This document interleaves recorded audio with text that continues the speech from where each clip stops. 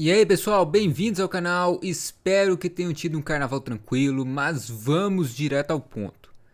Diretor de Final Fantasy VII Rebirth diz que desenvolvedores japoneses criam agora com uma mente focada numa audiência global desde o comecinho.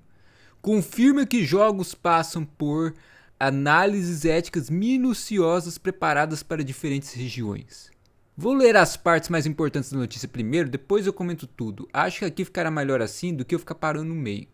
O diretor da nova trilogia Final Fantasy VII comentou no blog oficial da Sony após Final Fantasy VII Rebirth ter ganhado o prêmio de parceiros PlayStation da Ásia e do Japão, respondendo a seguinte pergunta: que fatores você considera quando se cria um jogo para uma audiência global?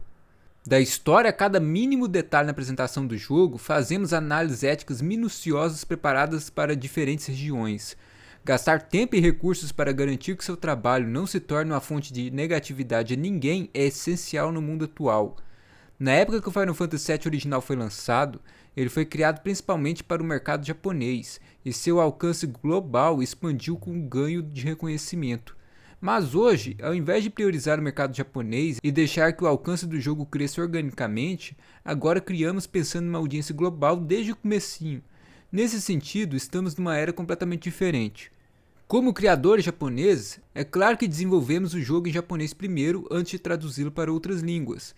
Durante a localização, algumas vezes ajustamos frases para melhor encaixar em contextos culturais diferentes. Mas esse é um processo delicado. Jogadores que possuem um grande respeito e sentimentos fortes em relação ao trabalho original, várias vezes notam a menor das mudanças em relação à versão japonesa e traduzida, e perguntam por que tais mudanças foram feitas. É um desafio que passamos constantemente na criação de um jogo. Beleza, vamos conversar um pouquinho. Lá na década de 90, quando ganhei o meu PlayStation 1, eu acabei descobrindo os RPG japoneses. No Super Nintendo tinha alguns, inclusive tinha um lendário Chrono Trigger nele, mas eu nunca tinha tido contato com eles. Naquela época, jogar o Final Fantasy IX foi um gigantesco marco para mim.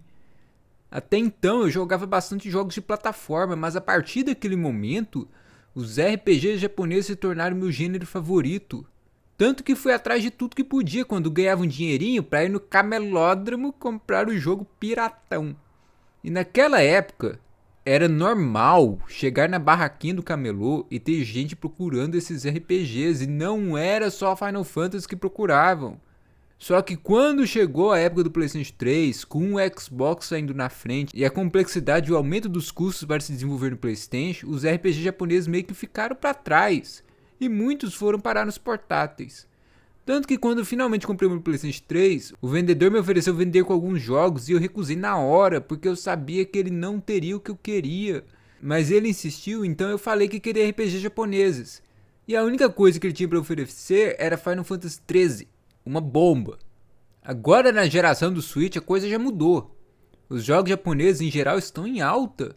Tem tanta coisa para comprar que já tem 46 jogos físicos no console. E os jogos japoneses estão em alta porque o ocidente está em decadência, graças ao foco exagerado nos jogos AAA. Foco demais em como extorquir os fãs ao invés de agradá-los. E o que está em destaque ultimamente é ficar enfiando políticas divisivas nos jogos, achando que o ocidente é igual ao estado da Califórnia nos Estados Unidos. E nesse cenário, a Square Enix vem praticamente falar que tem que fazer os jogos japoneses sem e-mail nos japoneses. Sendo que eu e muitos outros vamos atrás do entretenimento japonês justamente por serem japoneses. Serem diferentes do que tem por aqui. Lá na época do PlayStation 3, a Capcom teve essa mesma ideia brilhante e começou a lançar bomba atrás de bomba. Lembra daquele reboot horroroso de Devil May Cry? E com isso a empresa entrou numa decadência gigantesca e só saiu dela quando tentou resgatar sua essência. Essência que já está em risco de novo. Já a Square Enix não anda acertando em nada e parece que ainda não entendeu o motivo disso. Final Fantasy virou uma franquia de nicho. Ninguém mais no Japão parece se importar com ela. Monster Hunter Wilds vendeu em uma semana quase que o dobro de cópias físicas que Final Fantasy VII Rebirth vendeu em meses lá no Japão. E a Square Enix, ao invés de tentar tapar o buraco do navio que está afundando, está fazendo mais furos. E a receita para consertar isso é relativamente simples.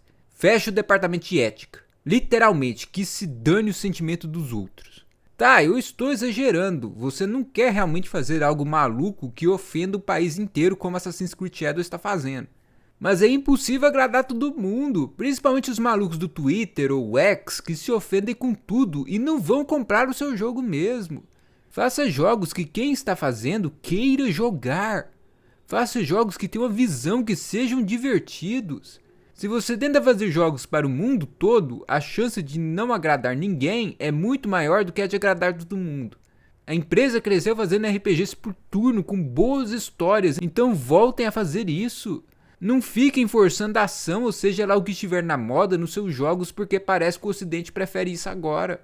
Não faça sua história pensando se o Zezinho que mora no meio do país W se sentirá ofendido porque não tem um hamster na história. Pelo amor do que é sagrado, esqueçam gráficos, não aguento mais gente falando de 4K, 8K, 120 FPS, 1 trilhão de FPS, com gráficos ultra realistas onde você consegue sentir o cheiro do sovaco do Cloud. Faça algo com FPS estável e um jogo bonito. Zelda no Switch não tem nada de realista e o jogo é graficamente maravilhoso. E tipo, meus jogos favoritos no Switch são um remaster de um jogo de celular, um remaster do 3DS e um jogo com gráficos de PlayStation 3. Witch Spring 3 Refine, Rune Factor 4 Special, Little Witch no Beta. Jogos simplesmente divertidos. E Witch Spring é coreano e no Beta é de Taiwan. E ambos parecem mais com jogos japoneses que amo do que as coisas que a Square Enix anda fazendo. Mas para não ficar esticando muito mais, literalmente voltem às suas origens. Façam aquilo que conquistou tantos lá atrás e que anda atraindo tantos atualmente porque se cansaram do lixo dos AAA ocidentais atuais. Nós gostamos de jogos japoneses porque eles são japoneses.